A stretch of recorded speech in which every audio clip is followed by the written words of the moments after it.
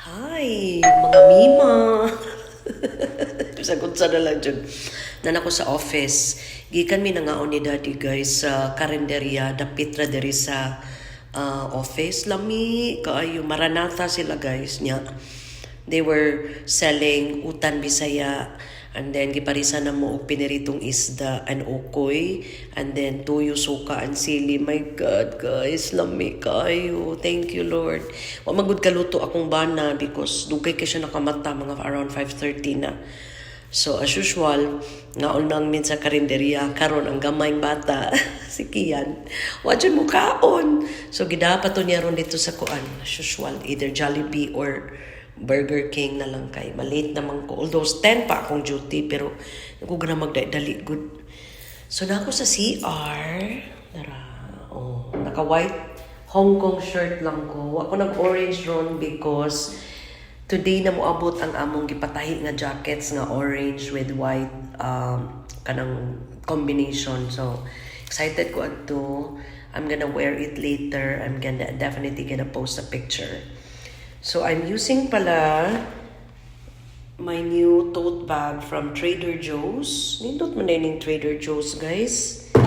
I did not know nga ingani siya ka nice. Nagkan siya pockets diri ana. Pero murag ganahan akong daughter-in-law ana. I don't know. I'll ask her if she wants that so I can give it to her. I'll check lang with her. Kay murag kita ko niya nag Trader Joe's siya yun ani. Pero gamay to iyang bag. Kini kay dako-dako man ni siya. Singganahan siya ana ba. So anyway, wa ko magpasa sa buhok. Ako lang ingan akong buhok guys kay di gyud ko magbasa everyday kay para di jud siya mo dry kaayo ang akong hair lalo. So it's still unsa pa mang oras 9 plus pa guys, mga 9:15. So dako pa kong time to settle down. Kay today is the day that we will have our final certification from our trainers in Nashville, USA.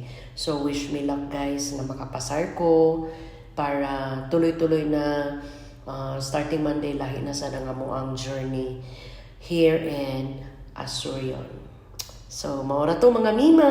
Unya later basi mag-reels ko with my new jacket. Luya na bata na. Hello mga mima! So ito na ang among jacket guys and we're down to our final certification. I'm with my good friend Lems. The very beautiful. How was your certification, Mami? It was tremendously exciting. How about you? How was the fire drill? It was mind-boggling. So guys, mo na ni ang jacket nga among na-acquire sa among grupo Wave 4. So today, we will finally be ending our certification. Hopefully, all of us passed. And mo ni among mga kuan guys, gipahimo. 700 lang ni guys.